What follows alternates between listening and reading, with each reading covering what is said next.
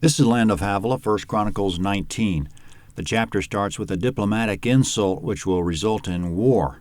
By the time it's all over, the Ammonites on the east and the Syrians on the north will be subservient to Israel. It begins with the death of the king of the Ammonites. Verse 1. After this, Nahash, the king of the children of Ammon, died, and his son reigned in his place. David said, I'll show kindness to Hanun, the son of Nahash, because his father showed kindness to me. So David sent messengers to comfort him concerning his father. David's servants came into the land of the children of Ammon to Hanun to comfort him. Comment: the capital of Ammon was 20 miles beyond the Jordan River to the east. David sent ambassadors there to Hanun, king of Ammon, to say, Your father was a friend to me. Please accept our heartfelt condolences. Verse 3. But the princes of the children of Ammon said to Hanun, Do you think that David honors your father in that he has sent comforters to you? Haven't his servants come to you to search, to overthrow, and to spy out the land? So Hanun took David's servants, shaved them, and cut off their garments in the middle at their buttocks, and sent them away. Comment: Hanun believed they were spies. He shaved their heads and beards and sent them away half naked. Verse 5. Then some people went and told David how the men were treated. He sent to meet them, for the men were greatly humiliated. The king said, Stay at Jericho until your beards have grown, and then return. Comment: Jericho was an Israelite city on the near bank of the Jordan. The ambassadors will stay there until their beards are grown. By the law of Moses, quote, You shall not cut the hair on the sides of your face or clip off the edge of your beard. Leviticus 19:7. So beards were the rule in Israel. If there was no beard, it was completely out of place, and it indicated there might be leprosy or some other unusual situation, Leviticus 14:9. Coming up, King Hanun figures David's going to attack, so he'll hire some military assistance from the various Syrian nations to his north. Verse 6. When the children of Ammon saw that they had made themselves odious to David, Hanun and the children of Ammon sent 1,000 talents of silver to hire chariots and horsemen out of Mesopotamia, out of Aram-Maacah, and out of Zobah. So they hired for themselves 32,000 chariots, and the king of Maacah with his people, who came and encamped near Medeba. The children of Ammon gathered themselves together from their cities and came to battle. When David heard it, he sent Joab with all the army of the mighty men. The children of Ammon came out and put the battle in array at the gate of the city, and the kings who had come were by themselves in the field.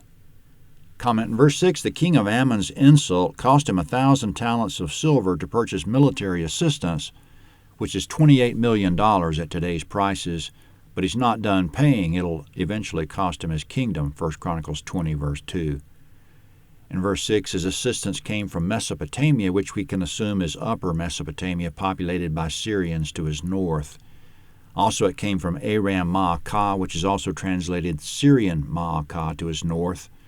Their king came down personally in verse 7, and help came from Zobah, a third Syrian nation which bordered on the Euphrates. All the Syrians came to Medeba, which is 12 miles from the Ammonite capital. Medeba is modern Madaba, Jordan. The Ammonite capital was Rabbah, which is now Amman, Jordan. So the Syrians are at Medeba, and the Ammonites are at Rabbah. In verse 8, when David heard all this, he himself stayed home, but he sent his army over the Jordan with Joab in command. Coming up, Joab and his brother Abishai will talk strategy. How will he wage war on two fronts against so many troops? Verse 10. Now when Joab saw that the battle was set against him before and behind, he chose some of all the choice men of Israel and put them in array against the Syrians. The rest of the people he committed into the hand of Abishai his brother, and they put themselves in array against the children of Ammon.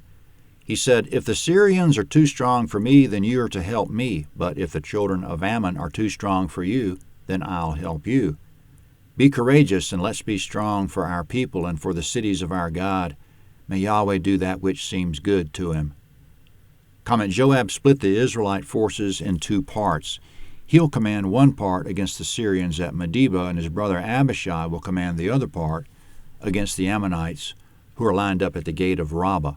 If one of them's in trouble, the other will come and assist. In verse 13, Joab told Abishai to be strong and courageous, and he committed the outcome to Yahweh. Quote, "May Yahweh do that which seems good to him." End quote. So he'll give 100% effort, but he believes the outcome is ultimately in Yahweh's hands. Now the fighting begins, verse 14. So Joab and all the people who were with him came near to the front of the Syrians to the battle, and they fled before him. When the children of Ammon saw that the Syrians had fled, they likewise fled before Abishai his brother and entered into the city. Then Joab came to Jerusalem. Comment, the Syrians fled from Joab's forces, and the Ammonites fled from Abishai's forces, retreating into their city. In verse 15, Joab went to Jerusalem to give the report to David, but coming up it's not over. Verse 16. When the Syrians saw that they were defeated by Israel, they sent messengers and called out the Syrians who were beyond the river, with Shophak, the captain of the army of Hadadezer, leading them. Comment, the Syrians have recruited other Syrians from the northern lands beyond the Euphrates to come help.